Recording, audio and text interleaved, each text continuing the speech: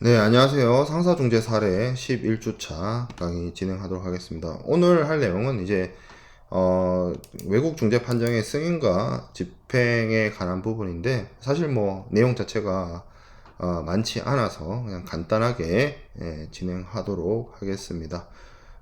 중재 판정이라고 하는 거는 이제 그 중재인들이 이 당사자들한테 이 중재로서 문제를 해결하겠다라고 그런 어떤 중재 판정을 내릴 수 있는 권한을 부여받아서 이러한 당사자들 사이에서의 분쟁을 해결할 수 있게 만드는 그런 행위입니다.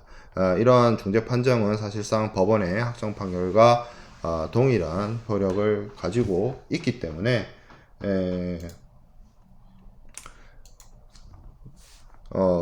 이 당사자들은 이 중재 판정에 따라야 하고 존중해야 되고 복종해야 되고 구속되는 것이겠죠. 그리고 이 중재 판정이 또 다른 어떤 법원에 소송하고 다른 부분은 어떤 특정한 국가에서만 어떤 특정한 국가의 법 영역 내에서만 적용되는 것이 아니라 이것이 이 외국 중재 판정에 있어서 이것을 승인과 집행을 받을 수 있다라고 하는 것이 중요하겠습니다. 그래서 중재법에서도 중재 판정의 어떤 승인과 집행과 관련해서 대한민국에서 내려지는 중재 판정 그리고 유역협약의 가입국에서 내려지는 중재 판정 그리고 유역협약 가입국이 아닌 곳에서 내려지는 중재 판정으로 중재 판정의 승인과 집행을 나눠서 얘기를 하고 있고요. 승인과 집행이라는 표현 자체는 승인은 결국 법원이 외국의 중재 판정에 대해서 어떤 확정 판결과 동일한 효력을 인정하는 것을 이제 승인이라고 하는 것이고요. 이렇게 되기 때문에 어떻게 보면 중요한 부분이에요. 그게 승인이 되어야만 일종의 외국 중재 판정이 다른 국가에 있어서도 뭐 인용받을 수 있고 인정받을 수 있고 하는 부분이기 때문입니다. 집행은 이런 중재 판정의 효력을 승인하는데 더 나아가서 강제 집행을 하도록 만드는 부분입니다. 승인은 뭐 집행 없이도 허용될 수 있지만 집행은 승인이 있어야만 그 승인됨을 전제로 해서 집행되는 것이기 때문에 이 두 개념은 그렇게 같이 생각해 볼 수 있는 문제고요. 예를 들어서 중재 판정의 유형에 따라서 적용해 봐야 될 부분은 유역협약이 적용되는 어떤 중재 판정인지 아닌지에 따라서 결정해 볼 수 있습니다. 유역이 아니라 유역협약 가입국이 만약에 아닌 곳에서 중재 판정을 받아오게 되면 그 어떤 중재 판정의 승인과 집행에 있어서는 유역협약이 적용되어질 수가 없기 때문에 굉장히 복잡한 문제를 가질 수가 있어요.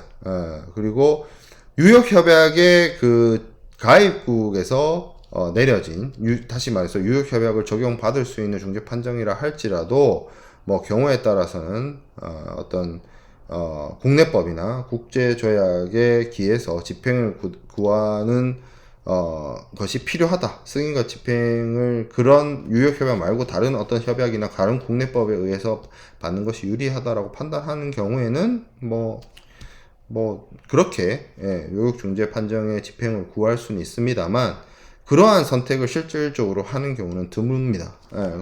그 유역협약이 가지고 있는 어떤 안정성이나 뭐 승인의 어떤 승인이 이루어질 수 있는 어떤 그런 믿음이 있기 때문에 사람들이 유역협약 가입국에서 중재 판정을 받는 것이지 사실 유역협약에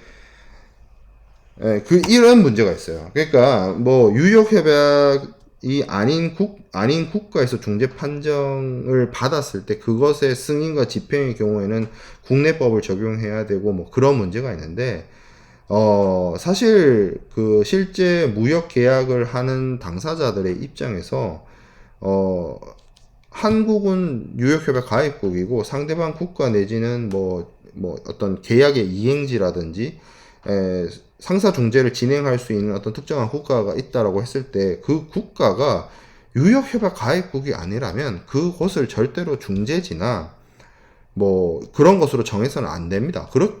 그거를 우리가 그런 어떤 잘못된 선택이나 해선 안 될 선택을 하는 거를 막기 위해서 우리가 이 중재 제도를 공부하는 거예요. 어떤 의미에서는.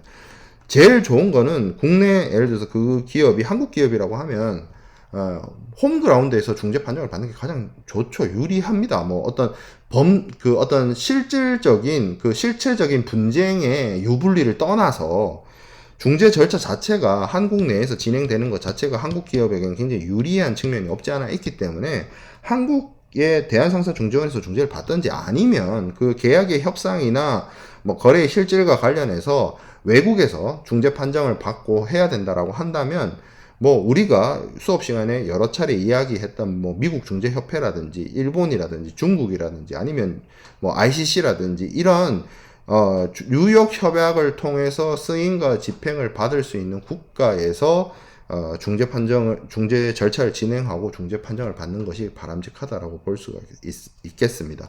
우리가 지난 시간에 오프라인 수업 말미에 중재 판정의 취소 사유에 대해서 이야기를 했었는데 그 사유하고 비슷한 사유로 중재 판정 또한 승인과 집행이 거부되어질 수가 있습니다.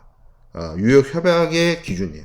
뉴욕 협약의 기준에 따라서 중재 합의 당사자가 어떤 능력이나 뭐 어떤 절차나 뭐 아니면 어떤 그 중재 판정의 어떤 내용적인 부분이나 이런 부분에 있어서 문제가 있다라고 친다면 그 뉴욕 협약의 규정이나 이런 것들을 바탕으로 중재 판정의 승인과 집행을 거부해 줄 것을 요청을 할 수가 있습니다. 첫 번째는 우리가 앞서서 배웠던 것처럼 당사자들의 행위 능력이 결여되어 있거나 중재 합의가 무효인 경우에 이 경우에는 어떤 당연히 잘못된 중재 합의에 따라서 중재가 이루어진 부분이고 중재 합의를 하거나 중재 절차를 진행할 수 없는 사람이 중재 절차를 진행한 것이기 때문에 그에 따라서 당연히 중재 판정의 어떤 승인이라든지 집행이라든지 이런 부분들이 거부되어야 하는 것이 바람직합니다. 그리고 중재 절차는 양측의 당사자에게 어떻게 보면 공정하고 정당하게 진행이 되어야 되기 때문에 그렇게 진행되지 않은 중재 판정, 중재 절차에 안에서는 그렇게 내려진 중재 판정에 대해서 당연히 승인과 집행이 거부되어질 수가 있습니다.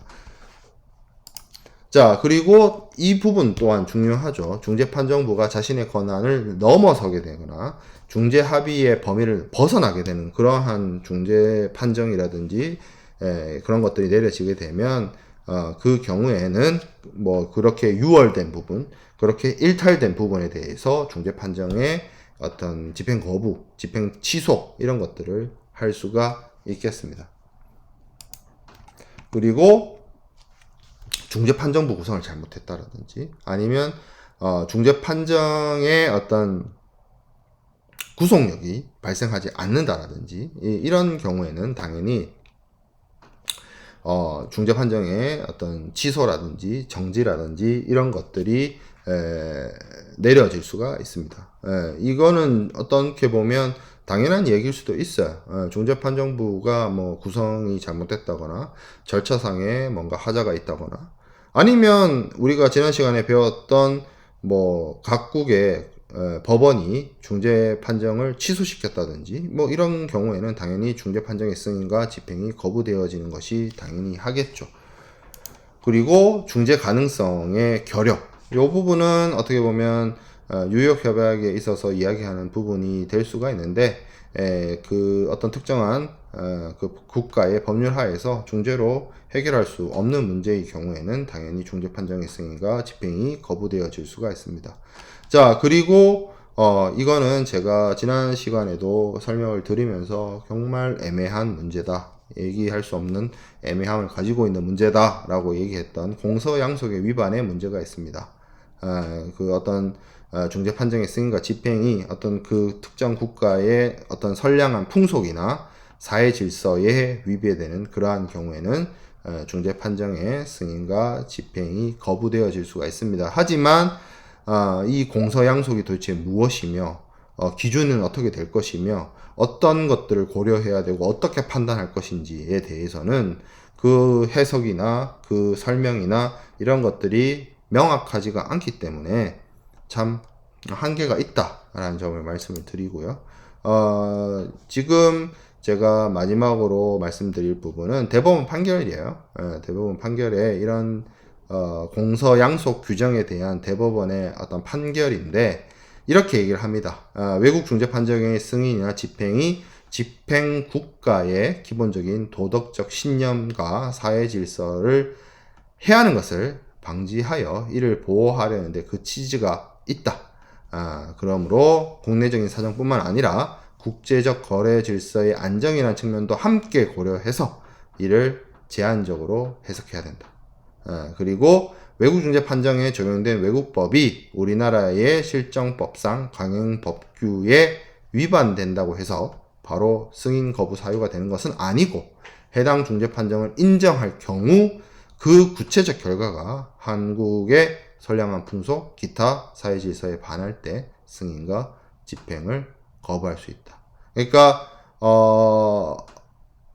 외국 중재 판정에 내려진 판정에 있어서 그 판정에 적용된 법이 한국법하고 충돌되거나 위반돼서 문제 삼는 것이 아니라 그렇게 내려진 중재 판정이 승인과 집행 단계에서 한국의 법과 질서에 반하는 경우에 한국 법원이 그에 대한 것에 대해 승인과 집행을 거부할 수 있다. 이렇게 규정하고 있습니다. 자, 그래서 중재 판정의 승인과 집행의 거부까지 내용을 살펴봤고 여기까지가 우리가 상사중재 사례 수업에서 나아갔던 이론 수업의 끝이 되겠습니다. 우리가 지난 오프라인 수업 때 얘기했던 것처럼 14일까지 여러분들 시나리오 작업을 마무리해서 제 개인 이메일로 보내주면 감사하겠습니다. 그 이후에 수업 진도나 이런 부분 일정들은 오프라인 수업 때 뭐 설명을 한번 하긴 했지만 다시 한번 LMS 통해서 재공지하도록 하겠습니다. 네.